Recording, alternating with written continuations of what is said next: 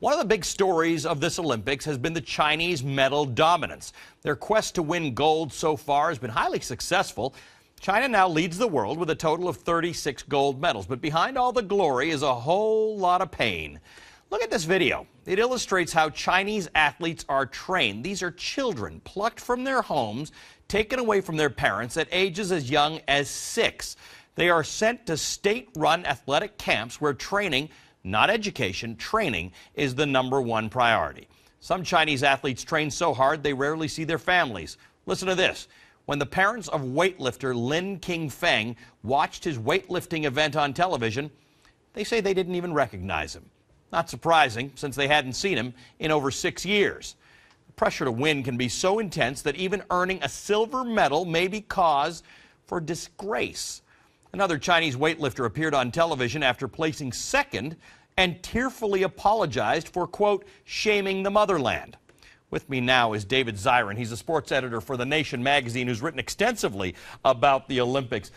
David, we've heard stories for years about nations which want to really have these great medal counts for whatever political or other reason they've got. This seems even more extreme than we've seen. What are your thoughts?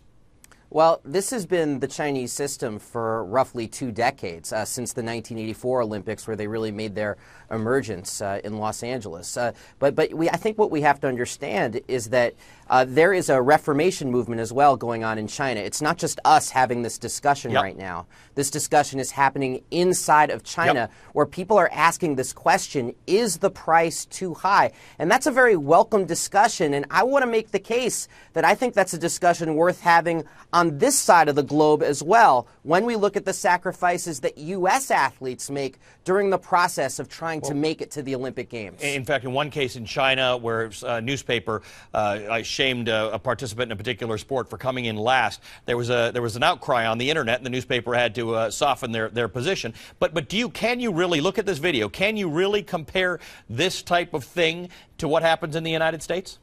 Well, that's the thing. It's a different kind of comparison, because in China what you have is a very merciless state bureaucracy that controls Olympic training from a very young age. In the United States, our athletes are left to the wolves. There are no government subsidies whatsoever that go to training Olympic athletes. And so the #1 thing that has to be navigated in the U.S. is not a bureaucracy like in China. The #1 thing is poverty. The USA Track and Field put out a report that said that half of the top 10 athletes in every single USA Track and Field event live on less than $15,000 a year. And think about some of the athletes that we've celebrated through these Olympic Games, like Ryan Lochte, whose parents, they're foreclosing on his parents' home, Lolo Jones, who was homeless, Gabby Douglas, who was pulled away from her family at age 14 to be homeschooled, you talked about education, and live with a family that she did not know.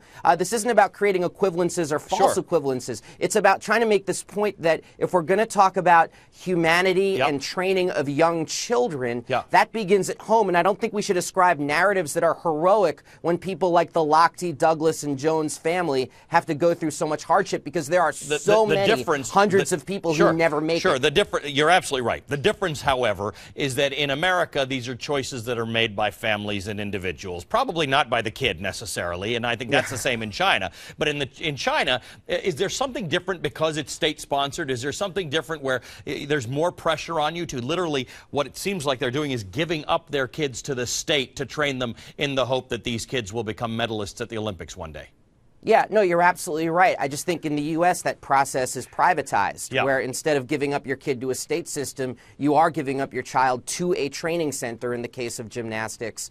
And sometimes the results can be as horrific as anything you would find anywhere on the globe. I mean, USA Swimming right now is dealing with the results of a 3-decade sexual abuse scandal that's finally came to light in 2010. And one of the things that they said is, you're right about parental choice, but sometimes parents don't make very good choices. And one of the things that they ascribed as one of the key reasons why it took 30 years for this to come to light, one of the main things in their investigation was parents who turned a blind eye to their own children being sexually abused because they wanted them them to go they up through wanted the medal. pipeline. And these are parents, Exactly. and the equivalent in China and in East Germany and all sorts of places in the past has been parents who turn a blind eye to their kids' treatment or the fact that they don't see them for years on end because they want the pride of the medal. What's the cultural problem here and there with that? I mean, we love the Olympics. We want to watch. We take pride in countries getting medals. It is one of the biggest deals around.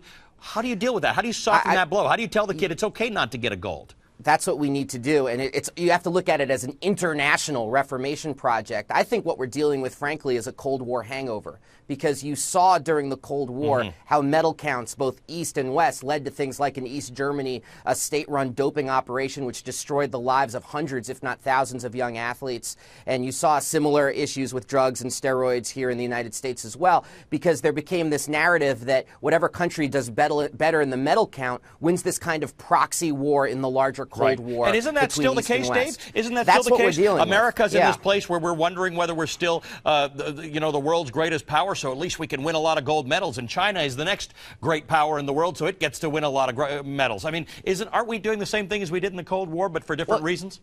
Yeah, I mean, I heard someone on CNN describe the situation between the U.S. and China as economic mutually assured destruction, as opposed to the nuclear variety during the Cold War. And I think that creates its own kind of rivalry, which can be just as serious, just as bloodthirsty, and leave just as many broken bodies at the end of the day. What happens if you do it the right way? What if you don't abuse your children in order to make them medal winners? Do you just end up being a country that doesn't win a lot of gold medals? Maybe you don't win as many medals, but maybe one thing that you can do is actually expand the athletic opportunities. Look, we have a serious problem in the United States with youth obesity and youth diabetes. It's very real. And the idea of being able to expand training, it doesn't have to be state-run bureaucracy or leaving athletes to the wolves. I think there has to be room for at least discussion of some sort of subsidies so people can train. So you're talking about a middle ground between what America does, which is nothing, and leaves it to parents who might be a little bit obsessive, or kids who want to do this, or China, where the state does everything and puts great pressure on you to win. That somewhere in the middle there might be a state-sponsored athleticism that is varied and maybe not focused on gold medals, but focused on everybody being fit.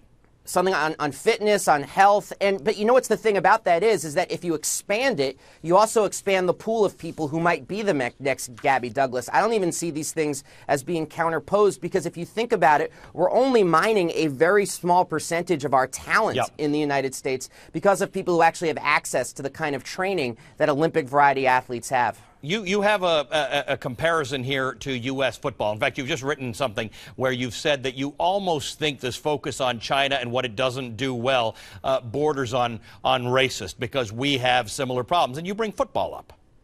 Yeah, I mean, I bring up football because we do have a very serious problem in this country with youth football, because you can get down to 7 years old and 8 years old in the United States and have tackle football leagues. And yet we have evidence right now that says that as young as 7 or 8, you can begin to develop what's called traumatic encephalopathy, which is like a precursor to dementia. And it's the whole concussion issue that they're dealing with in the NFL. Well, the latest science shows that it's not about just getting those really hard NFL hits that you see in highlight reels, but it's something that just happens through the repetitive hits of youth football at a very, very young age. And yet that's not really slowing parents down from having their kids play youth football. And I'm not in any way, shape, or form arguing for prohibiting youth football or anything like that. But to me, it is a sign that says that we need some sort of regulation or codification, so at the very least, parents are exposed to knowing all of the risk factors that involve with getting kids involved in certain kinds of sports at a young age. So you think we need a little bit more regulation on the U.S. side so that parents don't get to abuse their kids or put their kids into abusive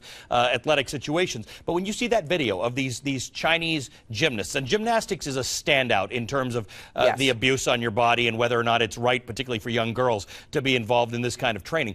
Does this seem normal or acceptable to you when you look at this video? Is this something the state should not be involved in doing? Yeah, I mean, first of all, you said something very important, though, just like youth gymnastics contains a variety of stress positions and movements, which I think look horrific to the naked eye, especially with a small child. But it's almost like asking for a safer cigarette. I mean, that is the nature of gymnastics. Right. Should the state be involved in it? I'm not comfortable with that. The state regulation, the taking kids away from their families. My main point, as you said, is there has to be a way to have some kind of middle ground so we can expand athletic opportunity without leaving people to having bake sales as being like what's going to make the difference in whether or not they're able to make it to the Olympics. Is there anybody you have a sense of? Is there a country that you think does it right? And I guess it'd be hard to tell because they probably wouldn't be at the top of anybody's medal counts, but where we still value the idea that the Olympics is something that amateur athletes participate in, not professional. It's hard to call somebody not professional when they're training from the age of 6 years old and there's nothing else that they do except that. A country that really promotes that level of national athleticism for international competition. Well, it's interesting. This is a bit ironic to cite this country, but Australia does a very interesting job of mixing public and private partnerships for the purposes of developing athletes. I say it's ironic because Australia is actually having its worst Olympics in a generation, and the Australian state had just announced a few days ago that they're actually empowering a commission to study why Australia has done so badly in these Olympic Games, which sounds like they're ratcheting up the pressure and, you're saying, and drawing all the wrong lessons. Yeah, you're saying don't fix the problem. Yeah, I'm saying go for it. You know, you have one bad Olympics. Don't change the fact that you're actually developing human beings through the training process and not developing people who do end up on both sides of the globe, in many cases, broken. I mean, people should read Dominique Moceanu's book about training under the Carollis here in the United States. It is not pretty, and as someone with a daughter, it's shocking to me that people would expose their child to that kind of behavior. And even in China, you're seeing a lot of these medalists, former medalists, who are homeless. They're living on the street. Yes. You know, it doesn't seem to work out that well for a whole lot of people, even if you do it their way. Dave, great to talk to you. Thanks very much for being with us. Dave Zirin. Thank you, Allie.